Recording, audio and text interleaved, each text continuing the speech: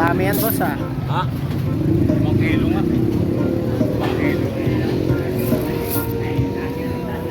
Thank you, boss. Salamat, boss. Oh, Ito, pinakalawang. Ito, new pens. Mga piso isa yata nito. 2 piso. Yan, ganyan. Yan. Ito, ano to? Sa Saudi. Parang, ano yata to? Parang mga 2 piso, 3 piso, ganyan. Ito ay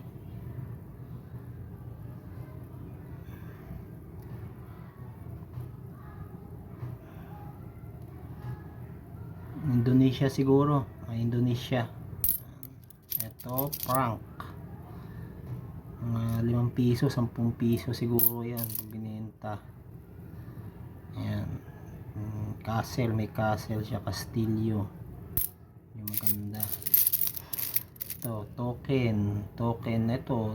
May ganito rin dati ako na token eh. Nuhulugan dun sa kaso nagsara na. Ito, Casino Pilipino. Ayan. Mga token. Ito, makintab. Siguro, magkano kaya to? Ito, New Pence, Canada.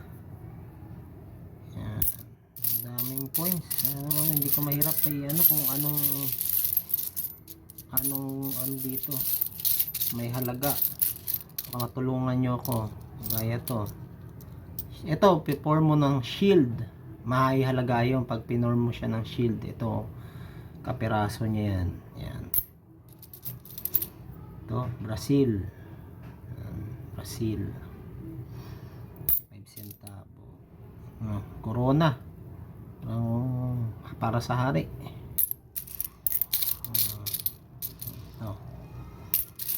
Daming coins. Hindi natin alam kung saan na may mga halaga dito. Sobrang dami. Hindi ko lang alam, parang 5 kilo ata to. Ang dami. Yan. Sobra. Ito, shield na naman. Medyo makintab. Yan.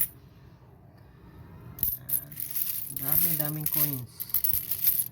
Ito, yen yata to. Yen o Korea. Dami. Ito Korea to. Korea. Yan.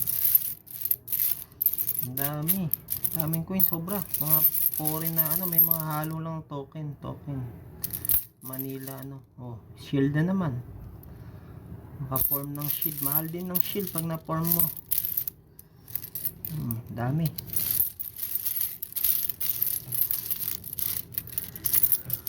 Nabili ko to kanina doon sa bilihan ng mga coins.